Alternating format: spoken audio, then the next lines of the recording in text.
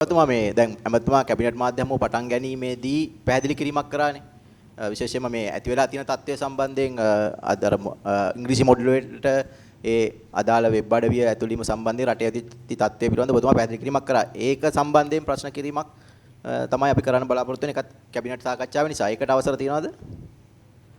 තව ඒ සම්බන්ධයෙන් තියෙනවද කැබිනට්? ප්‍රශ්න ඇහුවේ නෑ මම තාම. ඒක අහන්න පුළුවන්ද කියලා අහන්නේ මේ. ආ රයිට්. එහෙනම් ඇමතුමා දැන් ඔය සිදුවීම සිදු වුණාම විශේෂයෙන්ම CID පරීක්ෂණයක් ආරම්භ කරලා දැන් සති කිහිපයක් වෙනවා.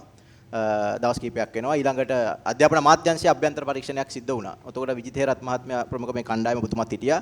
මේ මාධ්‍ය හමුවේදී කිව්වා අපි හඳුනාගෙන ඉන්නවා මේක ඒ කරපු කෙනා හඳුනාගෙන ඉන්නවා කියන කතාවක් අනාවරණය කරා.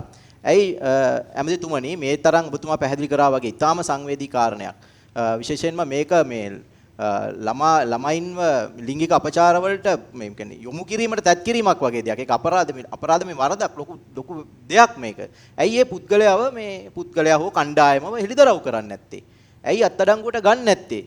තවදුරටත් මේක දැන් ඔබතුමා හොඳ පැහැදිලි කිරීමක් කරලා අවශ්‍ය පියවර අරගත්තේ රටට අවශ්‍ය කවුද මේක කරේ කියන එක. මේක රජයේ මැදිහත් වීමක් තියෙනවද? එහෙම නැත්නම් නිලධාරීන් කරාද? එහෙම නැත්නම් රජයේ අපහසුතාවපත් කරන්න වෙන කුමන්ත්‍රණකරුවන් කරාද? විපක්ෂය විසින් මේක කරාද? මේ රටට ඇත්ත කියන්නේ කවද්ද? කවද්ද ඒක හිරිදරව් කරන්නේ? මෙච්චර කාලයක් යන්නේ ඇයි? දැන් වෙන දෙයක් වුණා නම් එමෙතුමා මෙලහටවත් CID එක ගිහිල්ලා ඒ පුද්ගලයා අත්අඩංගුවට අරගෙන මූලික පරීක්ෂණ කරන අපිව දකින්නේ නැහැ තවමත්. හරි. ඒ අනුව පත් කරන ලද අමාත්‍යාංශ කමිටුවත් ඒ වගේ අපලාපක්ෂණ දෙපාර්තමේන්තුවත් මේ වගකීම් විරහිතව කටයුතු කරන නිලධාරීන් සම්බන්ධයෙන් දැනුම් දීලා තිබෙනවා.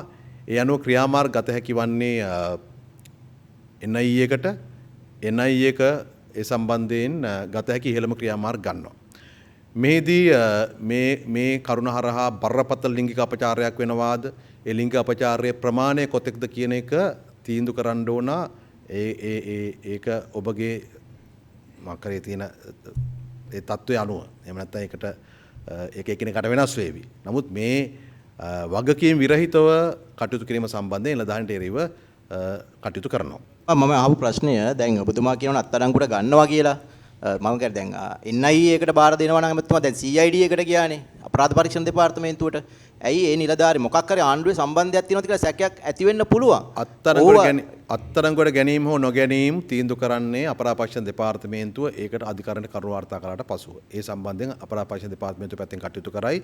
දැනට අධ්‍යාපන අමාත්‍යාංශය හැටියට NIA එකට කරන්න පුළුවන් දේවල් ඔවුන් ඉදිරි සිදු කරાવી. ලාස්වීමක් වුණා මොනවද NIA එක මේ වෙන විට කරලා තියෙන්නේ නිලධාරීන් සම්බන්ධයෙන්. ඒ කියන්නේ ඔවුන් හඳුනාගෙන එලිදරව් කරන්න බැරි මොකක් හරි ප්‍රශ්නයක් තියෙනවද? කිසි ප්‍රශ්නයක් නැහැ. එකක් NIA එකේ ප්‍රධානත්වයේ දරපු නිලධාරිනිය ඉල්ලා අස්වලා තිබෙනවා. ඒ වගේම මේ විෂයමාලා සංවර්ධනයේදී වගකීම් විරහිතව කටයුතු කිරීම සම්බන්ධයෙන් තවත් නිලධාරීන් සම්බන්ධයෙන් පරීක්ෂණ පැවැත්වෙමින් තිබෙනවා.